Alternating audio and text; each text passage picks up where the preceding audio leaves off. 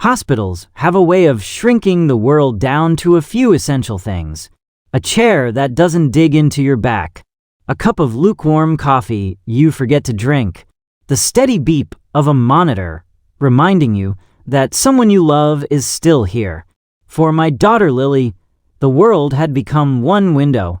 She was 9 years old, small for her age even before the illness, with dark hair that tangled easily and eyes too big for her thin face. She had been in the pediatric wing for nearly 3 weeks, hooked to machines I still couldn't name, without my throat tightening. The doctors were cautious with their words. Stable responding were hopeful. Phrases that sounded reassuring until you realized how carefully they avoided promises. The room they gave us wasn't fancy. Beige walls, a bed that creaked when Lily shifted, a plastic chair for me that felt like punishment after 12 hours. But it had one thing that mattered more than anything else. A window. It faced east, overlooking a small courtyard with 2 struggling maple trees and a slice of sky that changed color throughout the day. In the mornings, sunlight spilled across Lily's blanket. In the evenings, she watched the clouds turn pink and gold before fading into gray. When the pain was bad, when the nausea made her curl into herself, she would turn her head toward that window and breathe. "Tell me what you see," she'd whisper. So I did. I told her about birds hopping along the railing, about people passing below with coffee cups and backpacks, living ordinary lives, about how the sky looked endless, even from a hospital bed. The nurses noticed it too. "That window's good for her," one of them said quietly one night while adjusting Lily's 4. "Kids need something real to look at." I clung to that sentence like it was medical advice. 3 weeks in, Lily had a bad morning. Her fever spiked, and she cried in a way that stripped something raw inside me. By afternoon, the meds kicked in, and she drifted into an exhausted sleep. I pulled the curtains slightly so the sunlight wouldn't be too harsh and sat there listening to the machines hum. That's when the knock came. Not the gentle hospital knock. The sharp, impatient one. I turned. The door opened before I could answer. She stood there like she belonged. Mid-40s, maybe early 50s. Perfectly styled blonde hair. Oversized sunglasses, still perched on her head. She wore a crisp white blouse and pressed slacks that didn't belong on a hospital floor. Her perfume reached me before her voice did. "I need to speak to whoever's in charge of this room," she said. I blinked. "My daughter is sleeping." She glanced at Lily for half a second, just long enough to register the tubes and machines, then looked back at me, annoyed. "Yes. Well, this won't take long." I stood, heart already thudding. "Who are you?" She sighed dramatically. "I'm in the adjacent building. The administrative wing. My office faces this side. And, she said, pointing sharply toward the window, "Your blinds are open." I stared at her, confused. "Yes. They need to be closed." I thought I misheard. "I'm sorry?" She crossed her arms. "Your window looks directly into my office. The glare is distracting and, frankly, I don't want people seeing in." For a moment, I couldn't speak. My brain struggled to reconcile what she was saying with where we were. "This is a pediatric hospital room," I said slowly. "My child is very sick." She waved a hand. "I understand that. But hospital policy allows for blinds to be added just when they affect other departments." "No one has said anything to us," I replied. "Well, I'm saying it now." She took a step toward the window. I moved instinctively, placing myself between her and Lily's bed. "Please don't touch anything." Her eyebrows shot up. "Excuse me?" "My daughter needs that light," I said. My voice shook, but I didn't care. "It helps her." She laughed. Actually laughed. "You're being dramatic. It's just a window." I felt something hot rise in my chest. It's not just a window to her. The woman's smile vanished. "Look, I'm the facilities manager for this campus. I deal with complaints all the time. I'm asking nicely. Then I'm saying no, I said. Her eyes narrowed. You don't have the authority to decide that. Before I could respond, Lily stirred. Her eyes fluttered open, unfocused at first. She turned her head weakly toward the window. Daddy, she whispered. Is it still sunny? My heart broke in half. Yes, sweetheart, I said quickly. It is. The woman looked uncomfortable for exactly 1 second. Then she hardened. This is inappropriate, she said. I'll have the blinds closed myself, if I have to. She reached past me. That's when I raised my voice. Stop. The word echoed louder than I intended. A nurse poked her head in from the hall. Is everything okay? The woman turned instantly polite. Yes, I'm just addressing a facilities issue. I looked at the nurse. She wants to close my daughter's window because it bothers her office view. The nurse's expression changed. Subtle, but unmistakable. You'll get the charge, nurse, she said. The woman scoffed. That won't be necessary. But it already was. As the nurse left, the woman leaned closer to me, lowering her voice. You're making this harder than it needs to be. I met her gaze. You picked the wrong room. She didn't know it yet, but that window wasn't just glass. And she was about to learn exactly how many people were willing to protect it. The charge nurse arrived within minutes, her steps quick but controlled, the kind of walk that meant she'd already been briefed. Her badge read Marta, and the calm authority she carried filled the room more effectively than raised voices ever could. What seems to be the issue? She asked, eyes moving from me to the woman standing rigidly near the door. The facilities manager straightened immediately. I'm requesting that the blinds in this room be closed. The glare is interfering with my office. Marta didn't respond right away. She looked at Lily instead. My daughter had turned her face toward the window again, her eyes half open, following the light as if it anchored her to something solid. One small hand rested on the blanket, fingers twitching faintly with each breath. Marta's jaw tightened. She's a pediatric patient, Marta said. Windows stay open unless there's a medical reason not to. There is a reason, the woman snapped. It's disruptive. Marta finally met her gaze. To you. I felt something shift in the room. The woman wasn't used to being contradicted, especially not in a place she believed she controlled. I oversee facilities for this campus, she said coldly. That includes this wing. And I oversee patient care, Marta replied, which outranks office comfort. The woman scoffed. You're being unreasonable. Marta's tone didn't change. I'm being clinical. Lily stirred again, her brow creasing as a quiet whimper escaped her lips. I leaned over her instinctively. Daddy? She murmured. Is the window going away? No, I said quickly, brushing her hair back. It's staying. The facilities manager huffed. You're upsetting her. I turned slowly. You came into a child's hospital room to argue about blinds. You upset her. For a moment, it looked like she might actually back down. Her gaze flicked between Lily, the nurse, and me. Then pride kicked in. This is unprofessional, she said. I'll escalate it. Marta nodded once. Please do. That surprised her. She turned sharply and left, heels clicking angrily down the hallway. The room exhaled. Marta stayed a moment longer, lowering her voice. I'm sorry about that. She shouldn't have come in here without permission. Is she allowed to do that? I asked. No, Marta said simply, and we'll address it. True to her word, things didn't go back to normal. About an hour later, a man in a gray suit appeared, late 40s, tired eyes.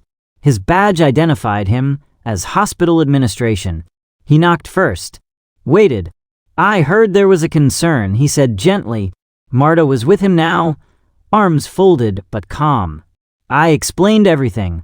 The demand, the attempted closure, Lily's reaction. He listened without interrupting, then turned to the window. The light had softened, casting a warm glow across Lily's bed. Does this help her? He asked quietly. Yes, I said. More than anything. He nodded slowly. then it stays. Later that evening, Lily was awake enough to talk. She traced patterns on the glass with her finger, watching the sky deepen. "I don't like that lady," she said suddenly. I smiled sadly. "Me neither. Why did she want to take my window?" I searched for the right words. "Because sometimes people forget that other people matter." Lily thought about that. "That's silly." "Yes," I agreed. "It is." The next morning, rumors spread faster than I expected. Nurses stopped by with extra smiles.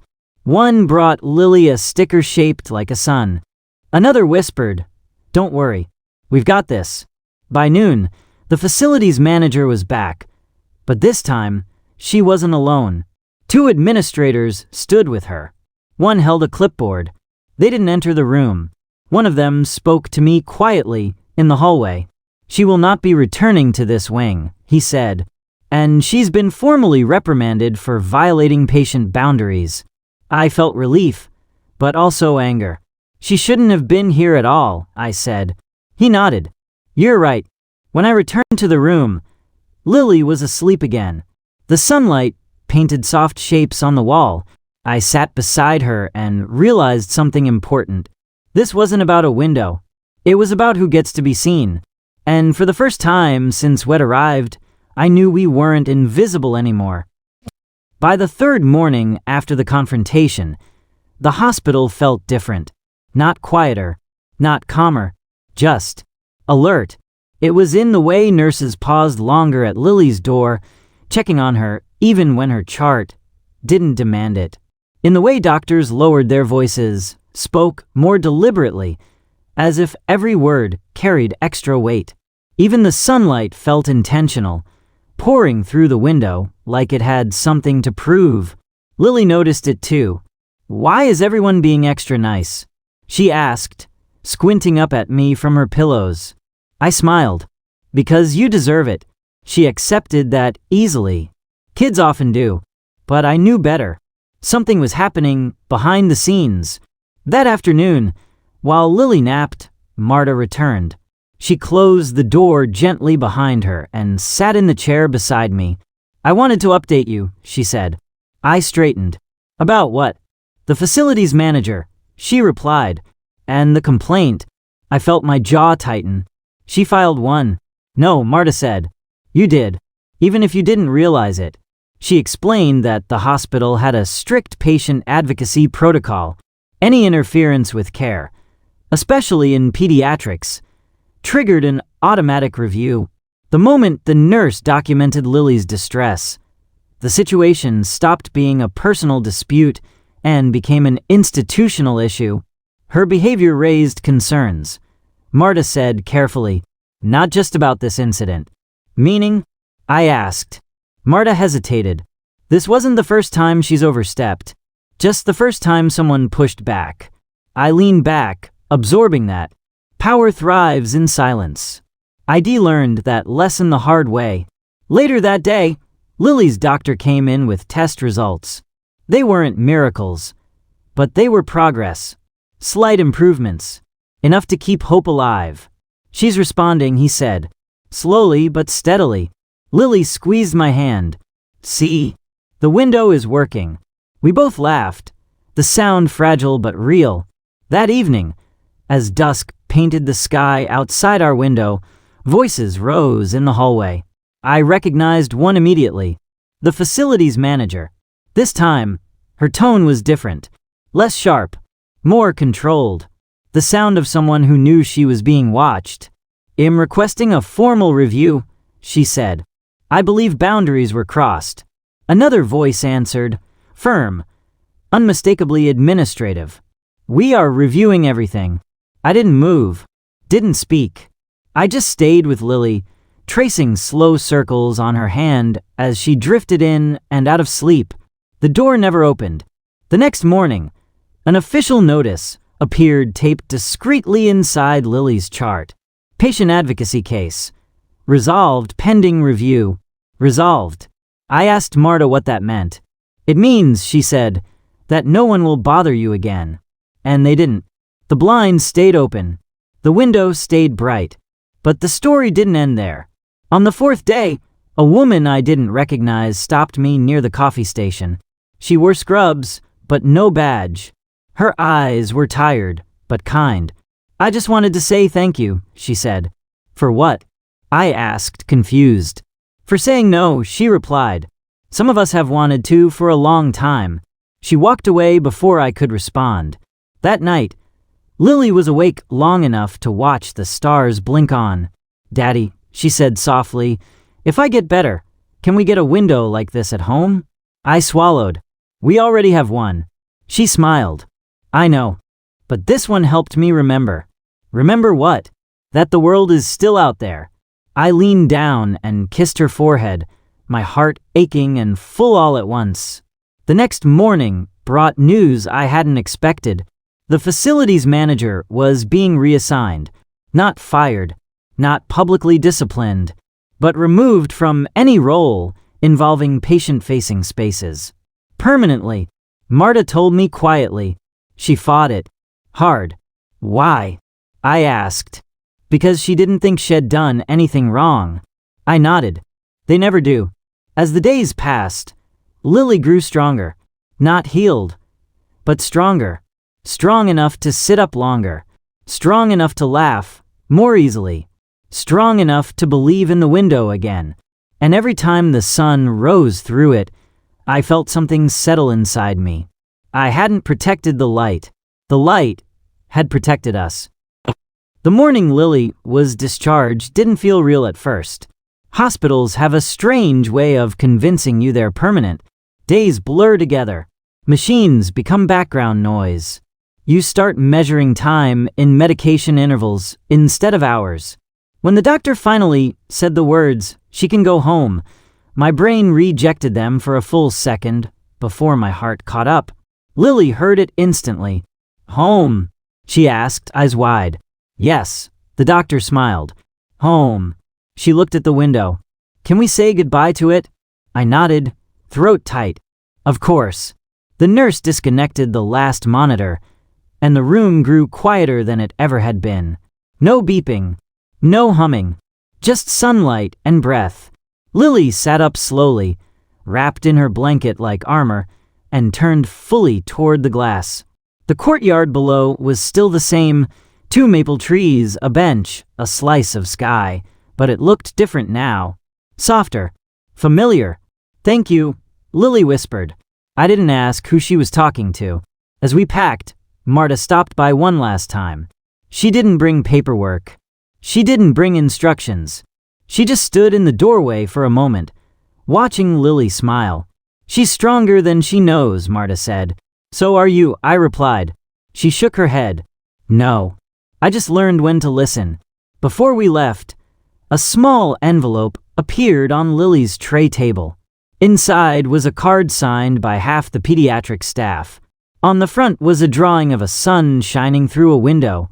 Lily traced it with her finger. "I like this hospital," she said. I smiled, even as my chest ached. Me too. The walkout felt longer than the walk-in had ever been. Elevators, hallways, automatic doors that whooshed open like the world welcoming us back.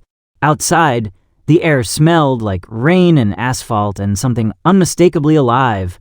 Lily squinted. "It's brighter out here." "It always is," I said. As we drove away, I looked up at the building. Our window was still visible, a rectangle of light among dozens of others. For a moment, I imagined someone standing behind it, someone remembering. Weeks passed. Life resumed its messy rhythm. School assignments, follow-up appointments, quiet afternoons where Lily napped in her own bed, sunlight spilling across the same blanket shed had in the hospital. One evening, as I washed dishes, Lily called from the living room. "Daddy?" "Yes." "Can we leave the blinds open tonight?" I smiled. "Always." Months later, a letter arrived in the mail. Hospital letterhead. Formal language. The facilities manager had resigned. Not reassigned. Not transferred. Resigned. The letter didn't explain why. It didn't need to. I folded it carefully and placed it in a drawer, then went back to the living room. Lily was on the floor, drawing. "What are you making?" I asked. She held it up. "A window. A sun. Stick figures holding hands. That's us," she said. I sat beside her, overwhelmed by something simple and powerful. She didn't remember the arguments. She didn't remember the tension. She remembered the light. That night, after Lily fell asleep, I stood by the window alone. The street below was quiet, the sky deep and endless. I thought about how easily that woman had dismissed what mattered, how confidently she'd tried to take something that didn't belong to her, how certain she was that authority meant ownership. She was wrong. Some things aren't granted by policy. They're protected by humanity. The window had never been about inconvenience or glare or control. It had been about giving a child something steady when everything else felt uncertain. A reminder that the world was still moving, still waiting. And no matter how small it seemed to someone else, it had mattered. It mattered enough to fight for. I turned off the light and left the blinds open, because some views are more than views. They're lifelines. And once you understand that, you never forget it.